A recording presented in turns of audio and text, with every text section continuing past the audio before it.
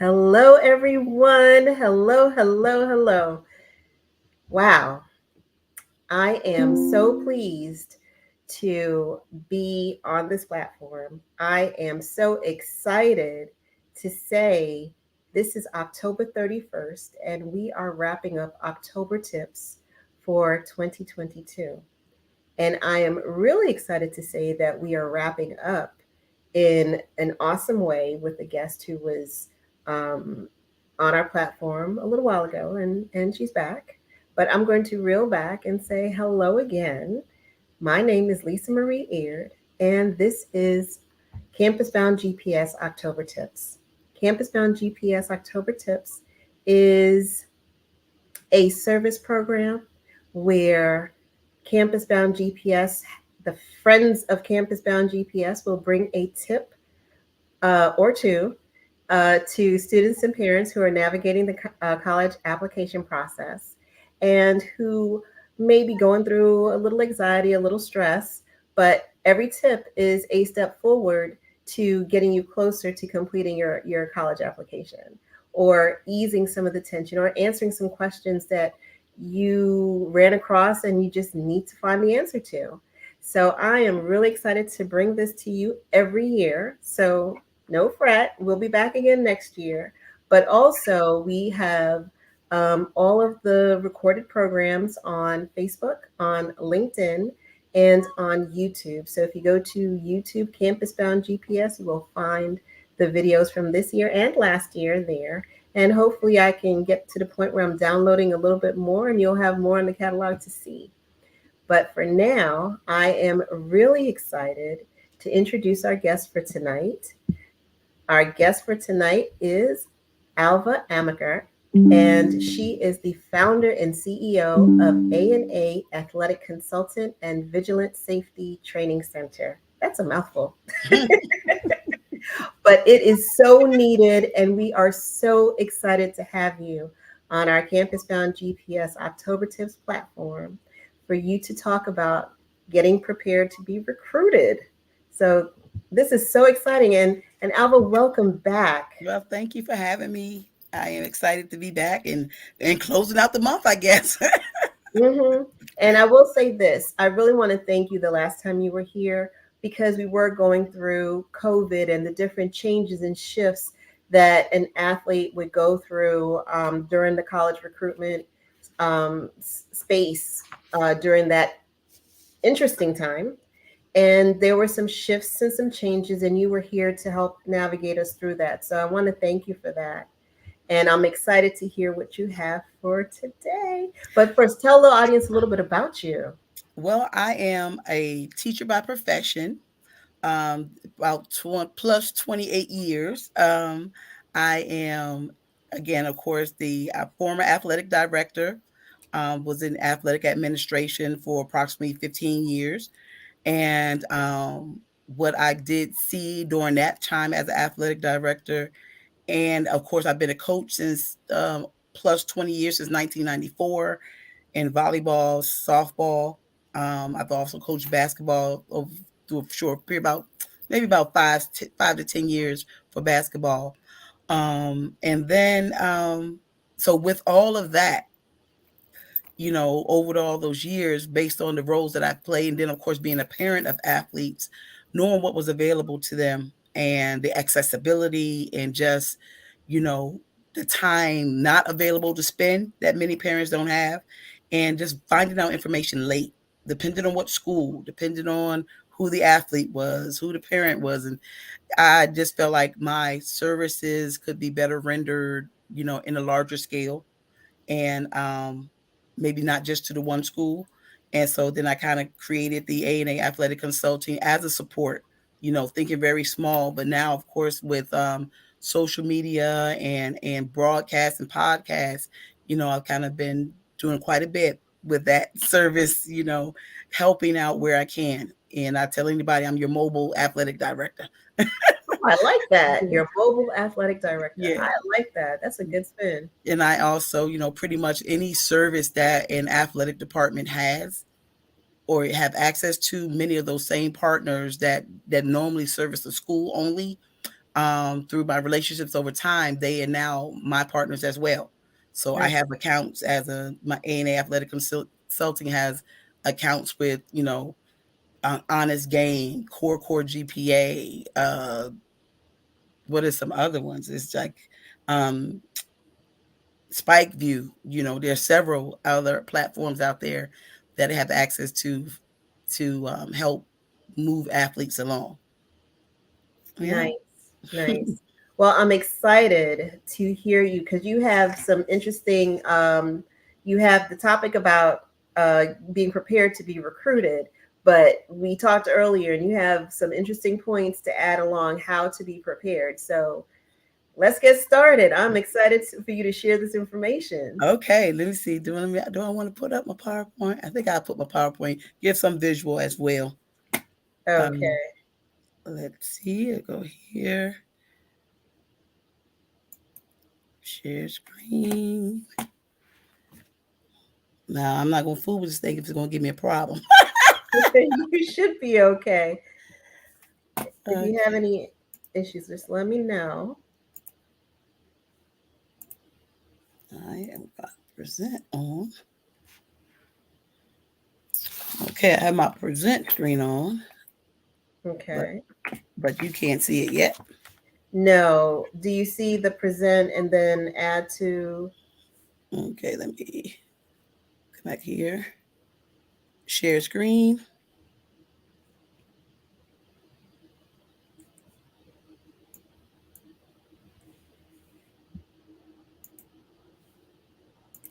Got it. Okay. Here we go. Add to stream.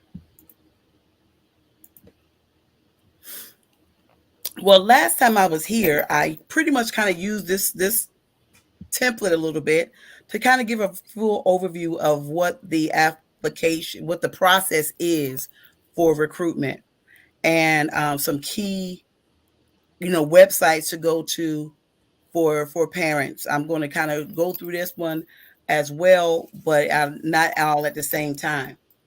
Or I'll probably come back and end with this one to kind of introduce the various portals that are available for parents and athletes. The question that always comes up is, when do I get started? The question to when you get started is when you are a freshman. When you walk into your high school as an ninth grader, and some high school eighth graders walk into the high school with already having some high school credits. You walking in at that point. At this point, this is when your official transcript starts. Oftentimes, unfortunately, what happens is that transition from middle school to high school, ninth graders don't understand the necessary importance of maintaining that high or that grade point average. And so when oftentimes looking at transcripts, the worst year that an athlete would have had would have been their freshman year because they kind of was in the midst of transition. Well, one key thing with that is just to note that if you start slow, the key thing is to ratchet it up that 11th, 10th grade, 11th, and 12th grade year. Because by the time you get to your 12th grade year and you get through this first semester, pretty much by the time you get to December, you really want your recruiting piece to relatively be almost done. You want to pretty much know where you're going, having a plan, and knowing who you want to wind down to that part, that last five. If you are one of the being a major recruit, then you kind of have people still looking at you, and you're choosing where you want to go. On if you are just an athlete that's playing and you need to know, okay, you got to get yourself out there on the market, then these steps that I'm getting ready to go through are pretty much really be for you. But every athlete can do the same thing, because one misinterpretation or misunderstanding that always happens is that parents and athletes think it's the coach's responsibility and the athletic director's responsibility to get them recruited. And that is not the case. Now, when that happens and the coach is playing that active role, that is wonderful. But it is not his or her primary responsibility to get the athlete recruited. they lead you to the water, but then you have to be able to follow up on some items as a student and as a parent to ensure that you close and seal the deal. Okay, so I'm going to just translate that. It is the job of the student, it is the job of the parent to get your child recruited into a college or university if they want to be a student athlete. Did I get that right? Correct. Okay. Correct. All right. What did I just do? All right. Now, athletic recruitment. When you start thinking about yourself as an athlete, first you got to do your own self evaluation and the situation that you're in. Right now, we know that we're still in the post COVID world. As far as we had those seniors that got that extra year of eligibility. And so each group has an extra year of eligibility that were in college. And so now that is the overall situation in college athletics totally. You got to also look at your athletic academic ability. When you start wanting to choose your college, what type of student are you? Because if you are a student and you might be that BC student, what's that will dictate what kind of classroom you need to go into. You might not need to go in a classroom where you just one in the number and you won't have access to your professors the way that you might need to have close contact with. So that choosing your college will be a option for you, something that you got to put on the front of your list. Oftentimes, depending on the athlete, they often, they like, I want to go to college and play. All right, so what you want to major in? I don't know. I haven't thought about it. Well, the first thing is you can't major in sport. You could major in sports management, but you can't major in football or basketball or you know track or something like that. You have to have an academic side. I always recommend that students, when they start going to the recruitment process, that they look at it from the student perspective first. And I say that because there are so many situations that can occur during your lifetime in college that might prevent you from being able to play. And the question is, would you stay at that college if you were no longer an athlete, or would you want to transfer? I like that. I like that. I'm Yes. writing it down. Student perspective first. Yes. And yes, you're correct. If, God forbid you get an injury or something that prevents you from playing your sport, you are a student. You are a student 100%. And you have to really like the environment that you're in. Definitely so. Then you're going to look at your talent level. Can you play at that level? Everybody wants to say D1, D1, D1. That is the ultimate. That is the ultimate, of course. However, D1, as we say it like this, D1 skills, D1 skills, D1 grades. That's how it goes. So when you say you want to go D1, then that means your academics are going to be really strong. That means you're going to have a work ethic that will be able to allow you to participate at that level. Because one major difference between high school and college is that the training is more intense. Everybody is talented at a D1 school. Everybody is talented in college, period, if they are a scholarship athlete. Even if they are a walk-on, they are talented athletes that have the ability to come onto that university and make the team. The free time is limited. So understanding all the dynamics that come into play when you want to be this college athlete, you got to understand all of the things that you may have to sacrifice and as a student athlete. Because one key thing, coaches won't ever say it. They probably won't ever say it when they're in the midst of recruiting you, is that the team is before everything. Team will be for your holiday visits when you want to come home for grandma's Thanksgiving and the family activities. You can't come home during that time. Your social life at school is limited based on what the team is doing, and then your class schedule will be made around the practices and game schedules sometimes, depending on the university. Some universities recommend that you don't take certain majors because of the fact of how much you might be out of class. So all those three factors got to come into play when you begin Sacrifice. to look at the colleges and your academic and your talent level. I wrote down that word too, sacrifice. And that's a lot of sacrifices from That your is social calendar to possibly even your major. definitely, yes, yes, yes. Um, Financial capability. There is something one sometimes parents. This is where parents cause a delay in their own children's financial aid packaging put together. Is that they don't understand that they have to complete the FAFSA, and they'll wait and wait and wait. When they by the time they do it in March or April, they have missed some of possible available funds that they could have been eligible for. Because January 1 is when the portal opens for FAFSA to be Actually, able to be completed. October 1. It's now October 1. October 1, right, right, right, right. October 1. And then every state has their deadlines when they give their need-based and their merit-based awards. So parents, at this point in time, if you know, or if you're not even sure if you want your child's going to be a college athlete, still complete the FAFSA. That way you're in the portal and awards letter can be easily pulled and made for you versus being delayed.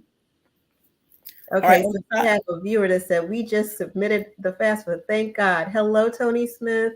Yes, yes. October 1st, FAFSA opens. We had a show that talked about it. A show for day 1 and day 2. Fill out your FAFSA. Yes, that's a definite. That FAFSA. And this on the side I listed here, the D1, D2, D3. Key things. D1 can give full scholarship, full athletic scholarships. D2 normally splits it with different awards. D3 does not give athletic scholarships. They make their awards based on needs, monies that come from their sponsors and their donors. But it will not say athletic scholarship. But the key thing, I've had students over the years who, because the awards letter did not say athletic, they did not accept the award. Oh no. Yes, ma'am. No, And no, I and because they wanted so much for it to say athletic, because again it sounds big, I said the end result is what you would want if you would want it to say zero. You want, yes. I don't care how the money's put together, because the athletic department is going to try to save as much as their athletic budget as they can. If you are eligible to get academic money, if you're eligible to get money for your major, if you're eligible to get money based on need, the last thing we're going to pull is going to be the athletic money. Yeah, my daughter received for D3 multiple grants on different levels for alumni, an alumni award for a friend of the family that was an alum, out of state grants. So there's so many opportunities there. But I do want to say we have some questions coming in. Okay. And I know you're getting to all these, but I'm just going to throw the questions out there while I'm looking at them. Do we have to register on NCAA? And the other question is, or does the high school do that? Then it's, my daughter's golf coach had a medical emergency and has been out for 2 weeks so far. So, I think that kind of goes back to, it's the parents and the students' responsibility to get your child recruited. So you kind of need to be really involved in the process. But Alva, I'll let you kind of go through, hit those topics as well. So just kind of keep that in mind. Okay, so here I'm going to go right back here right now to the eligibility center. At one point, as a parent, as a freshman, when your child's a freshman, you can open up your eligibility center account. You can do it based on, and you don't have to do the paid account at that point. But that's when you would get your number. So as a parent, you can at that point request from the guidance department to upload the transcript, whatever transcript. So at the end of the year for a freshman, load the transcript. Then the following year, load the transcript. Sometimes you would just have some counseling departments have their date and when they already automatically upload. But a counselor is not going to pull your child automatically because she's on a roster for the school and say, oh, I think let me load your transcript. No, you have to let them and request from the high school counseling department to upload the transcript. At one point, NCAA used to allow athletic directors to upload it, but they don't allow that anymore. So it's pretty much now the school counselor who can do that. And if you are a senior, a junior and a senior, and you want to go out on visits, you have to have your account open in order to be go out on visits. You cannot Okay. formally be recruited without that NCAA number. So this parent, her daughter is a senior. She wants to know if it's too late to still fill out the NCAA eligibility. No, it's never too late. It is never too late to do that, because that's just it just has to be done in order to be recruited. You have to have your number. So it could be, you decide very late that I want to be an athlete in college, and then you could do it, say, a month out, but as long as you have it, but you will not be able to do visits until that's done, especially if that's where you are at this point, depending on what sport you're playing. And that's the key word, depending on what sport you're playing. So for, and Tony Smith says thank you, but I know for those high profile sports like football and basketball and soccer, those probably need to be in a lot earlier. They should be now. So because like Year. signing day for football is going to be, what's that, February, the first Wednesday in February. Mm-hmm. So all football needs to be, in fall sports need to be done now, because the signing days will come up. Even though you don't move toward the signing days, unless you already have been laid out to be recruited, you want to have yourself ready and prepared for that. You never know when a coach will call and say, want to give you an offer. So make sure at this point, within this month, you get it done. And then that way you're ready. Okay. Yeah. Okay. So good luck with the recruitment for your daughter. We wish her well. So thank you for asking these questions. Yeah, please continue to ask. For your high school, for anyone, I'm going to go into this one. This is very important. For individuals that are in high school and you do not know what your core classes are for the NCAA, this portal right here that I just linked is the portal to be able to pull up any high school in the country. I'm in the state of Maryland. So I'm going to pull up, you could go Maryland. I'm going to pull up Maryland. And I'm just going to go search high schools, and it give me every high school. We're not seeing that right now. I know you're going. You're not seeing that? No, we're just seeing the first. All right, I'm sorry. Let me go here. Let me try to go here.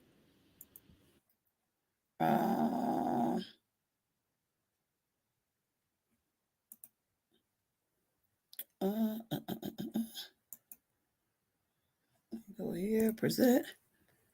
Go share screen.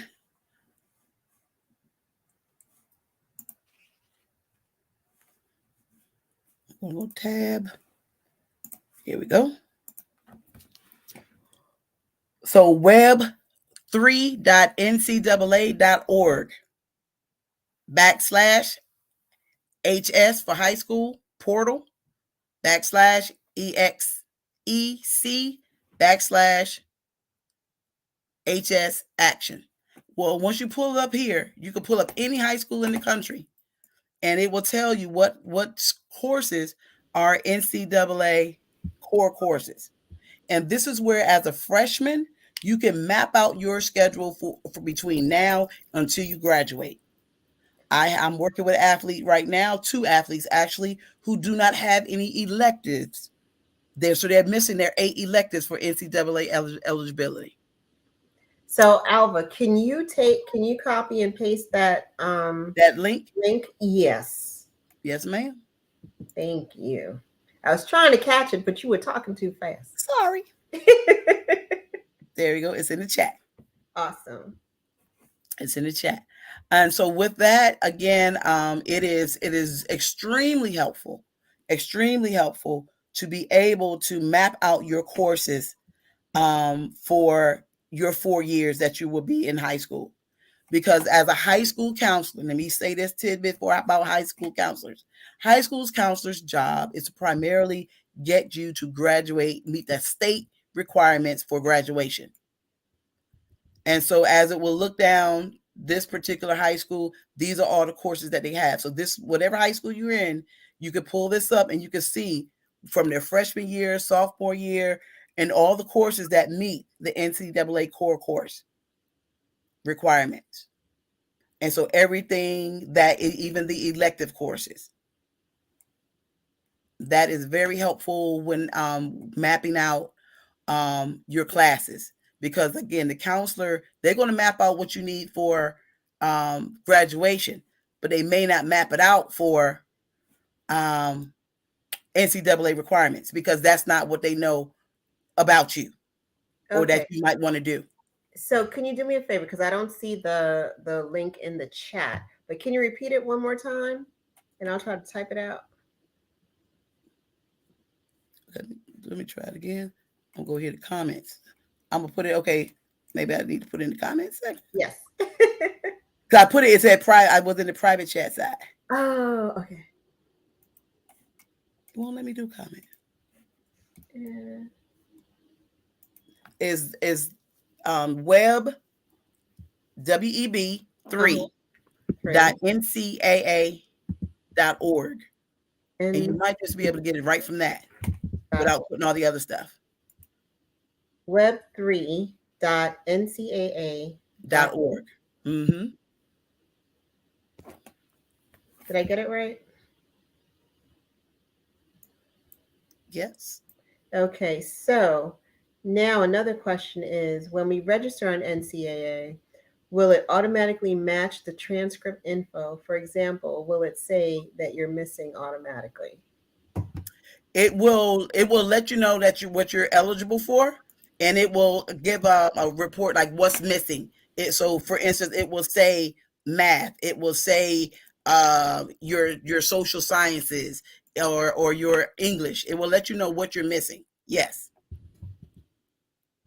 Okay. There is a platform that I use, and so if anybody wants to contact me when this is over, I could definitely make sure you would know what that is prior to even doing your NCAA. Let me try to see what I'm trying to see what you see on your screen now. You still see I'm still seeing the NCAA information. Right. There is this option called Honest Game, which is one that I use for NCAA eligibility. Honest Game. And I have several.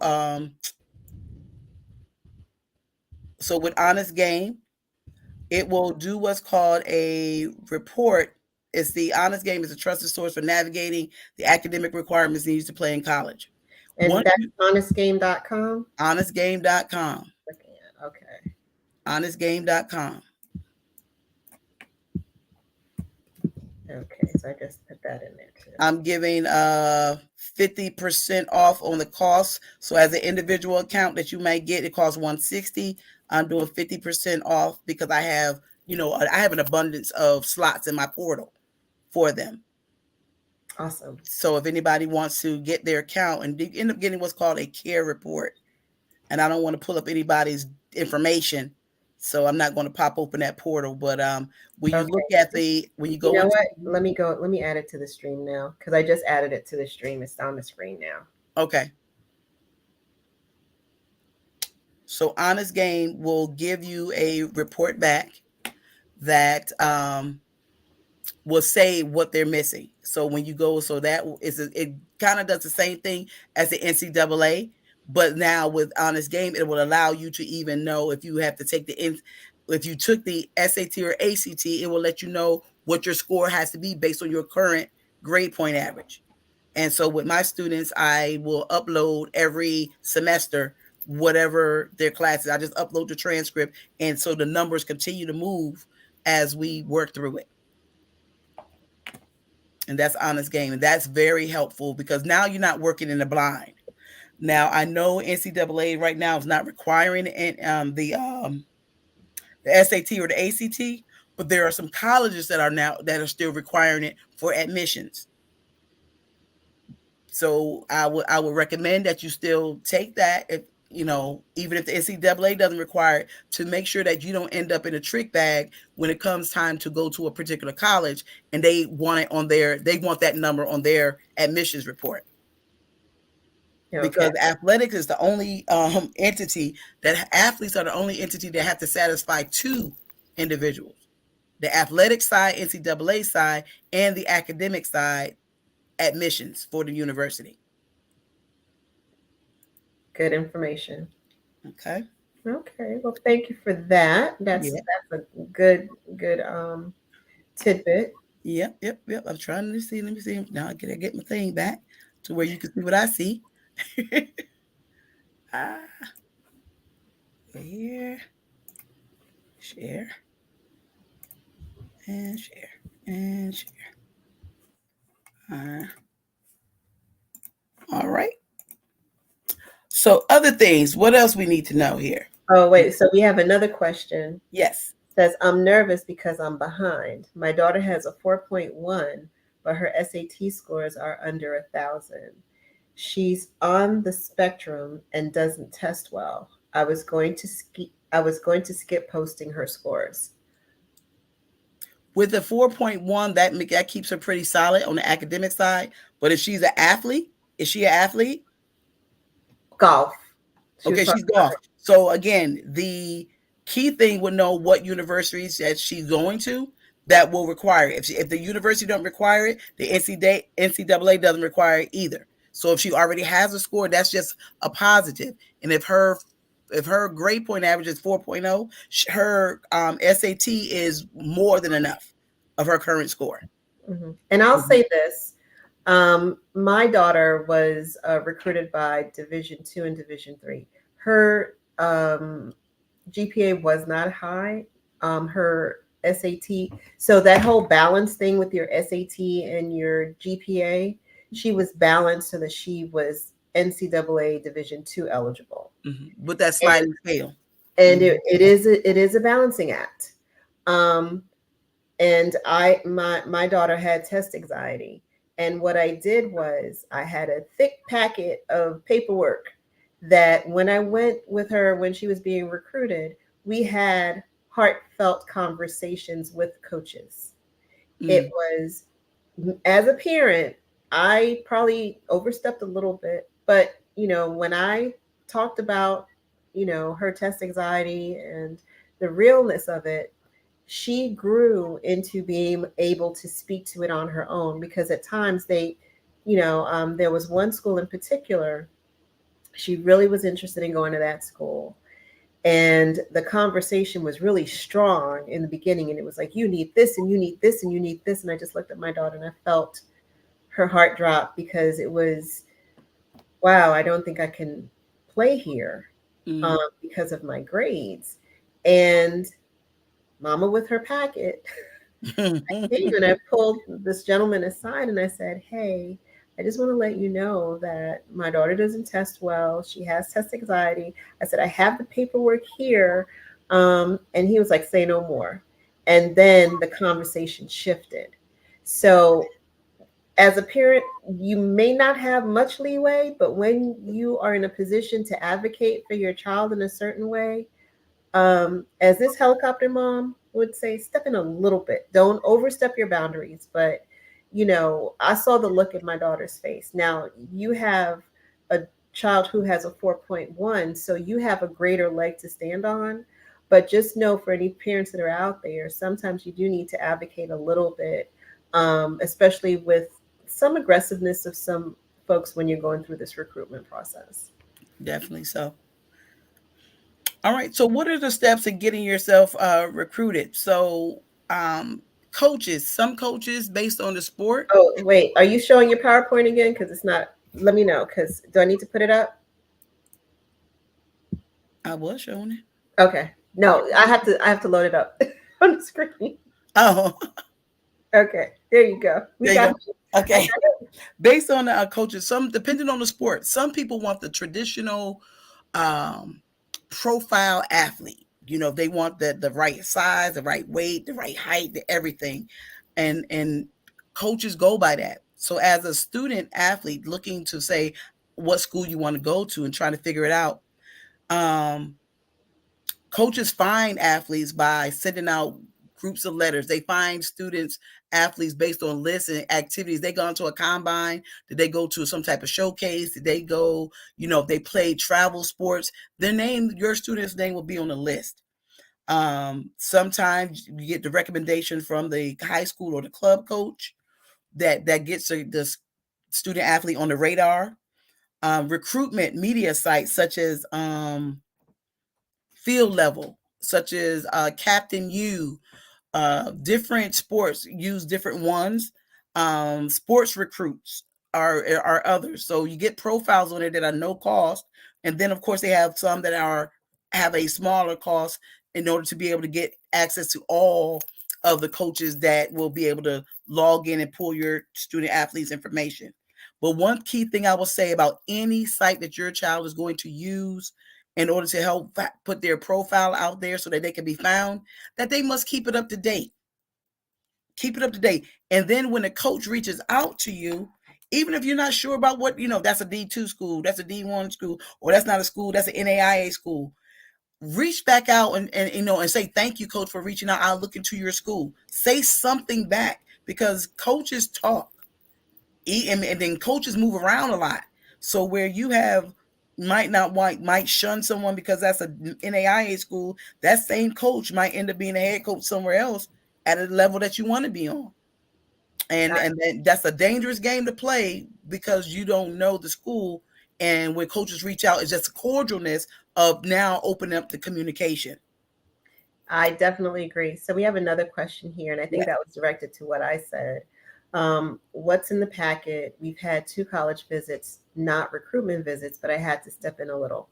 And I'll say this, the packet that I had for my daughter, I had her transcripts. I had her unofficial transcripts. I had her the information that was provided by the doctors when she got tested for sickle cell. Pardon? The sickle cell test? No. This is she went through a battery of tests. Okay. That showed test anxiety, borderline, ADHD, all of those things. But I made sure that I had that information. Any information that you think would really help your child through this process, when your child may not be able to, as a parent, when your child may not be able to advocate for themselves, or say certain things because they're just not comfortable. I got to the point where I was with my daughter, actually with both of my children, I was coaching them on what to say, because coaches did not want to hear from me. Mm-hmm. They wanted to hear from my child. So we would practice at home. And I remember my daughter really had to build up confidence because her GPA was lower than normal, but she still was a top skilled athlete. And like I said, it's that balancing act with the D2. So she was D2 qualified. She wasn't Division 1 qualified, which is, her skill level was there, but it was just, where she was at academically. And that's a notice to students. If you feel that you have the caliber to play on a D1 level, like Alva said in the very beginning, and I wrote it down, the talent level has to, the talent, these one skills have to require D1 grades. I love that line. D1 skills require D1 grades and work ethic. So my daughter didn't have that, and she realized, it was, I think, her junior year, she was like, oh gosh, I wish I had worked harder. Because now you're fighting an uphill battle to get your grades up. So yes, Tony, we have a 504. Advocate for your child. Let the recruiters know, let the coaches know where your child is at, and pay attention to I'm not trying to take over your presentation, No, Alva, go ahead. but pay attention to the programs that are in the school that will help your child succeed. Because at the end of the day, this is college. And that's one of the questions when you get to asking the colleges, because they cannot shun an athlete because of having a 504. That would be against the law. Mm-hmm. So that still falls under the IDEA Act. So that don't let that be a major overall over concern about it. Just be aware that again, having documentation, having the record available, and then the key thing: most athletes or students will have growth over time. They have growth over time. So they are stable in their grades. Even though they may not be the top grades, they show a level of consistency and stability. And they're not on that roller coaster.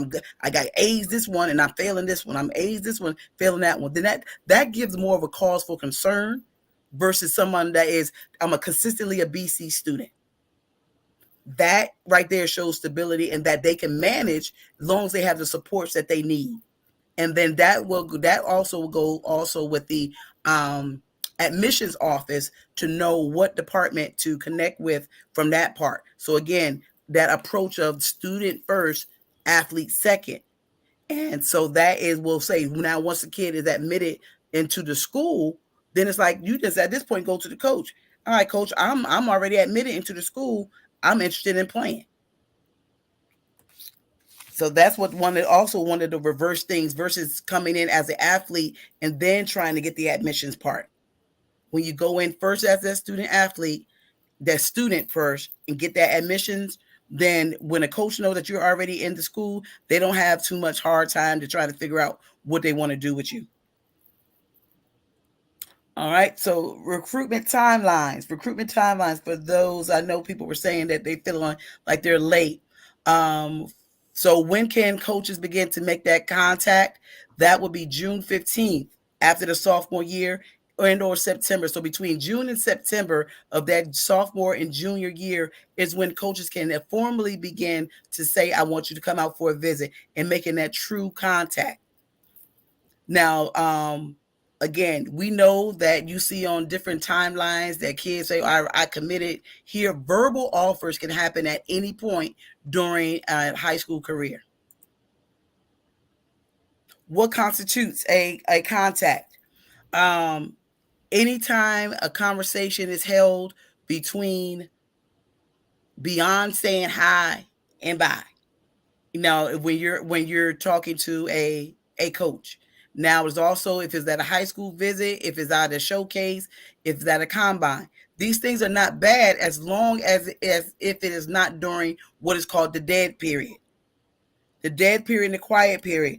Athletes cannot formally be talking to coaches at that time. And the coaches cannot reach out to the athletes until we could get back into what's called the contact period.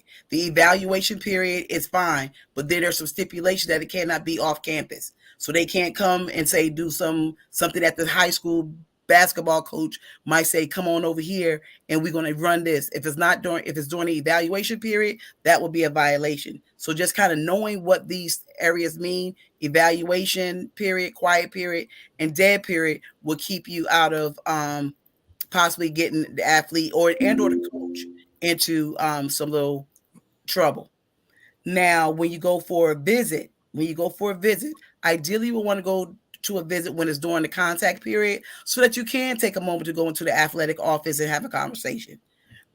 Because if it's not during that contact period, then when you go to the campus, you won't be able to go into the athletic office and meet with anyone.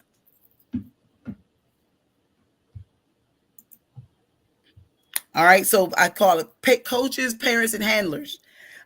Key thing, some things you was already talking about, encourage the independence of a student athlete, because the athletic office and admissions office want to hear from the student athlete because they are the ones that are going to be responsible primarily for themselves. We all as parents know that, I want to speak up for my baby. But however, that person, depending on the campus, they're going to say, well, you're not going to be here, mom or dad. So allow them to, to speak up for themselves. So that encouraging that independence, which is what Lisa said, is very important. Student athletes should be their primary communicator. Let the coach approach you during or after the game. Coaches tend to get a little, I don't want to say irritated, or sometimes they get taken back by the rush of parents who may come over and try to say, did you see my daughter? Did you see my son? Play. If they are watching and they want to talk to you, then they will come by and then say, okay, good job for your son or daughter. I'm so and so, or like, here's my card, or something along those lines. Because as a volleyball coach, I have a volleyball club, and there's like they will come up to me as a coach or as a owner of the club and be like, who's that number 27? And I will say it because our players may not even be on the radar, but then they will come by because they're having a good game. They'll stop and they'll say, okay, here's my card. I want to follow up with that parent. And so, especially if it's a 2-day event, by the time that 2-day event is over, we will make sure they contact each other, because I will give the parent the card of the coach and have them write their number. I said, contact the coach tonight. And then before you leave tomorrow, by the weekend's over, that you now made contact and do the face-to-face with that coach. You don't let opportunities like that pass by. How do you initiate contact? Initiating contact, you're going to go through doing an introductory email of yourself. An introductory email, you will include, hey, my name is so-and-so. I am a senior at whatever high school. I play XYZ position. And the key thing in in the what's that? The subject line. The subject line, put the year, name, and year, position. Name, year, position, because coaches get a lot of stuff. And so, but if they're looking for, say, for instance, a linebacker, or they're looking for a point guard, then they say there's their search point guard 2023, and then all of them will come up. But if you're just putting just your name and the high school you come from, that's not going to pull you up in their quick search. Because they be like, I know I got some information on somebody. So whatever schools you want to start reaching out to, you start off with an introductory email. And there are some templates out there with some nice beginning introductory emails that you can use. Follow up with a phone call. Players and parents can initiate a lot of contact. You can contact without violation, but they cannot necessarily respond back to you unless it's during the right time. So don't get dismayed if they don't return your call immediately, because if it's not in the right contact period, they can't return your call. But then as soon as they're ready and they're eligible to, they will. And if they don't, they'll be like, okay, I reached out to you in such and such and such. I just want to follow up on that phone call. Make sure you also have your highlight tape and your stats. Unfortunately, sometimes your high school, what if your high school didn't do stats? What if they didn't do video? Then what you would need to do is get someone that can do a quick individual highlight of you, and have you run through some skills and drills that are sport specific for your sport and the position that you want to play. You will also get update the coach that you're coming to the campus. If you're doing a standard open house that the university might be having, you can let them know that you're coming up there. And that, or if you're going to the area, say if you're on the show doing a showcase, and you're doing traveling around because you're traveling playing whatever sport, playing club and travel ball, and you're going to be in town, let them know that you're going to be in town where you're playing.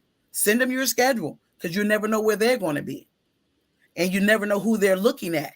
And so they might be looking at somebody on the opposing team. You might as well let them know that, hey, I'm going to be in the same gym. See me too. And then also with the schools that you are very interested in, send a congratulatory letter when you start following that coach, when you following that team. Then that way they know that you're really interested, and they will see and start recognizing your name. I like that last one. That's definitely different. And it's interesting because when my daughter played basketball, and this was new to me, her coach, they did a drill with them, or an activity, I should say activity. And it was a letter writing activity. And they had to write before they went out on their, summer tours. They had to write the coaches of the schools that they were interested in. And it was amazing because it actually worked. Some of those players, some of those coaches came out and responded, and I was like, wow, I didn't think about that. So that's really a good way to initiate contact. I agree with that. Right. Questions for players to ask. Are there any specific majors that interfere with my athletic schedule?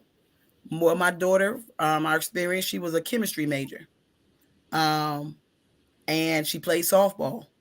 And we know that softball goes by is an outdoor sport, and weather impacted that year.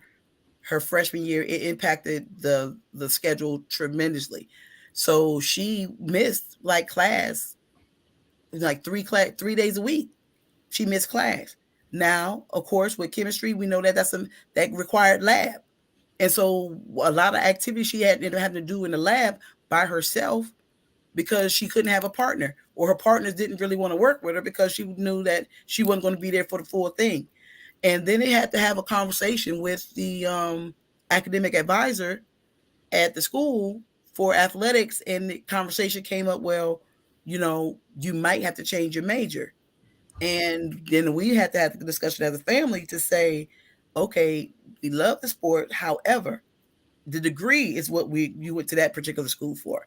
And that was a school particularly that had um her forensics as a chemistry major, not as a criminal justice major. So it was very specific to why she went to that particular school. So be like, just let's not lose focus. You can love the game, but at the end of the day, what's our end goal? And Gotcha. so that is how that academic piece and the major piece can go along. So knowing what major, the academic coordinator already knows which majors don't match well with a athletic schedule.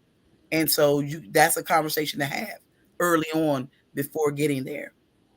What is how do where do you typically evaluate athletes?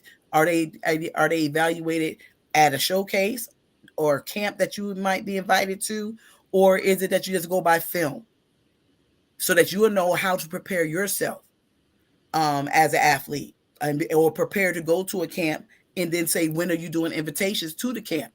Because if you don't get an invite to come to camp, then maybe you're not high on their list to be recruited for that school or that position. Also, be able to say what multiple positions that you can play. What is the housing or meal situation like for athletes? Or is there communal housing? Is it where they're in suites and quads? Do they do they have a meal table that's particularly for athletes? Because athletes have to have a certain meals in order to be able to maintain weight and or lose weight. So sometimes they get that extra ticket that they may have, so that when the cafeteria closed because they had practice, that they have somewhere to also get a meal from. What does it mean to earn? What does it take to earn a scholarship in your program? Do you take walk-ons? Um, so these are a host of questions that you can ask when talking to a coach, other than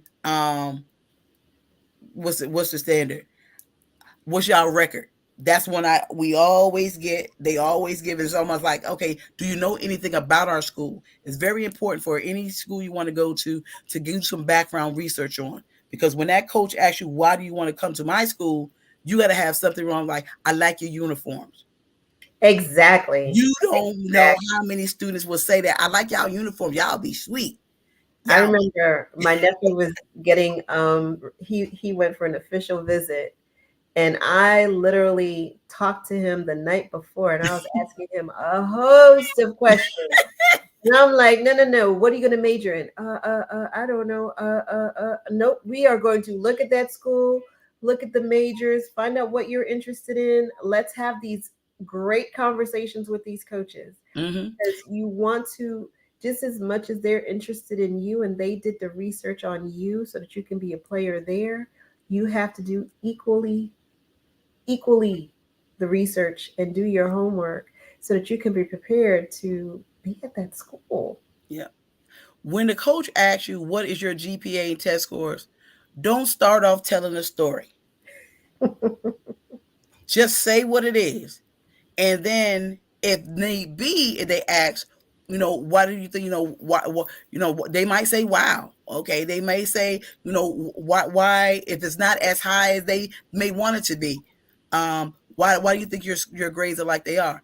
Then you could go into a reason. And the key thing is when you're giving your reasons, have accountability.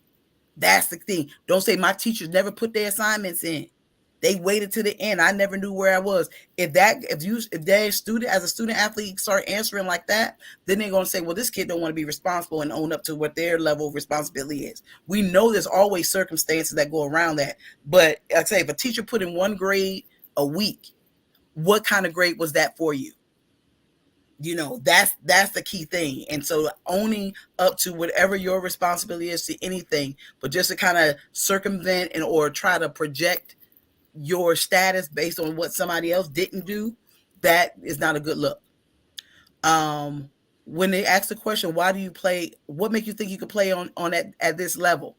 Well, you can help get that answer by the fact of you have looked at their recruitment players that they have recruited, see what kind of stats and history that some of those players have had, and know that you match up to that. And that's how you can tell I could play at this level because you recruited a freshman last year to play the same position, and I have more, so on and so forth. Giving some substance as well as your own that can be based on what they currently have, and knowing what you can walk in and do, your own strengths that you also have. Um, Outside of your sport, what are your other interests? That's an important question. That like I know I talk to my students and I'm like, what do you want to do next? What are some other interests you have? I don't know. Is it cars? Is it crayons? Anything? What else would you like to do? Because the key thing the coach want to know is about how you're going to be a well-balanced student athlete. And you got to find that other thing, because when the sports are over, what is going to sustain you as a student? Because when the season's over, what's going to sustain you as a student athlete? Because you're not playing, you might not have the same level of accountability because you're not practicing. You don't have the academic person on your back during the off season as you did in season. So how are you going to maintain yourself? What are your other interests that's going to make and ensure that your mental and emotional health is also stable? Yeah. Exactly. And that is it's interesting you said that, and that's a great question. I was assisting one of my students with supplemental questions in the Common App for a particular university. And the question was, what will help you succeed at a student on our campus? And it's the same question. At the end of the day, what keeps you motivated? What keeps you involved in the activity? What if you're having a bad day in your major and you're like, oh my goodness, I want to leave this major because it's just so this class is so hard.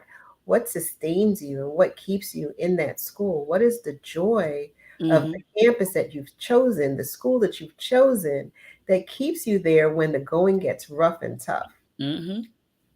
Now, the key question is this: would you recruit you? I mean, I'd ask every athlete this: would you recruit you if you had to earn your living based on your effort as an athlete? I love that. Because what they got to understand, that college athletics is a business, and that coach's livelihood is based on the athletes that he or she bring into that building. And if you know that you're 50-50 and you kind of like, I don't know, if you don't want to recruit yourself, then what would make somebody else want to recruit you? I love that question. What would you recruit you if you had to earn your living based on your effort as an athlete? And I think that's a true testament to the student athlete recruitment process. Yes, it is. Social media, just key things in social media. What I want to say is coaches search for recruits on their what's that? Twitter. Twitter is one that's high on the Instagram. radar for coaches looking to see what athletes out there. Oftentimes, they're also looking for what kind of character the athlete has. What kind of things are they putting up? Who they allowing? I will tell every student athlete, do not allow people to tag your page. If you know you got some friends that like to put guns up, throw their middle fingers up, sagging, bagging, profanity, and all that kind of stuff, do not let them tag your page. So block that kind of setting on your social media. Sometimes you could be buddies with somebody, but sometimes you have to let some people go as far as unfriend them, because they're going to compromise your reputation. And as I put there, guard your image and your reputation, because you should get that one shot to make a great impression. I And hear I you. know that most of you all may have seen that one thing over the last summer with a young girl. She was a prom, and she was a 4.0 student, da da da da. But what did she do on prom time? Had them guns on her dress, kind of thing, and then everybody took their scholarships away. One bad image ruined her scholarships that she had. Subscribe and like the team social media outlets you are interested in beyond only the head coach to gain insight on the team routine for that day. Again, that gives you something like what are they doing on a regular basis. Now, I didn't get into NIL, but that of course is a new dilemma. Did you have anybody present on NIL yet? No, but we do have some from last year. Uh, Okay. Because the only thing I was going to say about that is some high schools, because depending on the state that you're in, it is legal in some states. Other states is not. But because, of course, kids are kids, families are families. They see one jurisdiction doing something, they think they can do it. Please know the law in your state and your athletic association, your state and local, your state and your county association as it relates to that NIL. But the key thing, what you can do is begin to kind of start doing your marketing of yourself. But for high school level, the laws are a little bit different than that of college. So you don't want to take money, funds, and even unfortunately, some kids at youth ball level are actually getting in on the plan and kind of compromising their college eligibility and that amateurism policy. So know know the rules. what you say. Know the rules. Know the rules. Know the Know the rules. rules. Know the rules. Yep. And so that is my social media or is Vigilant AD. And I actually got certified in a certification in NIL just because of the fact of a lot of the things I was hearing was only based on college. I said, but and I was talking to an attorney, and I was like, they got a lot of things coming down on the high school level. And so we don't want them getting caught up too early, in a bad situation. So my beacon is, which has all of my links to anything you might need to get from me or access to me, is beacon.ai/vigilant_AD. And my number is 301-404-1263. And as you see, my student support service package, I have a $25 plan, subscription base by month, and a $75 upperclassman plan. So that these are the things I will do in support of student athletes. And that will be it from me. Wow. Thank you, Alva. I appreciate your candor, your conversation, and your support of student athletes out there. This was, as always, a welcomed conversation filled with lots of information.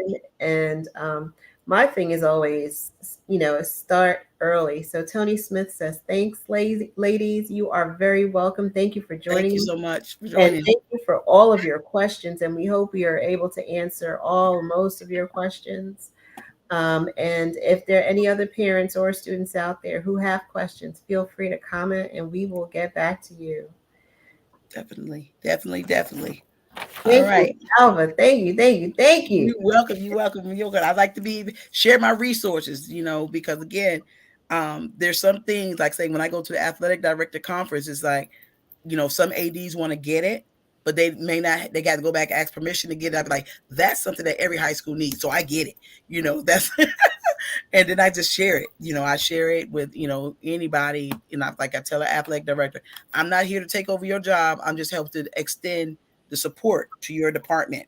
And to the families that do not have access that they may want to have with their athletic directors. So that's where I am here to help. Well, we appreciate you. And that's a wrap. Not only is it a wrap for this evening, but it is a wrap for October Tips. We are at the end of the month, and it has been a wealth of information. Again, I will ask those of you who are interested in the variety of tips that we shared over the month, please visit our Facebook page, our LinkedIn page, definitely um, our YouTube page, Campus Bound GPS on YouTube. Just search Campus Bound GPS on YouTube, and you will see all of the information. The month of October is always put aside on the Campus Bound GPS platform to service you. This is our community service project, and it's always a delight to bring experts like Alva and the others who joined us over the month to share their knowledge with you. So, wow, this is Thank bittersweet, you. but well put together. Thank you all who have been watching this past October.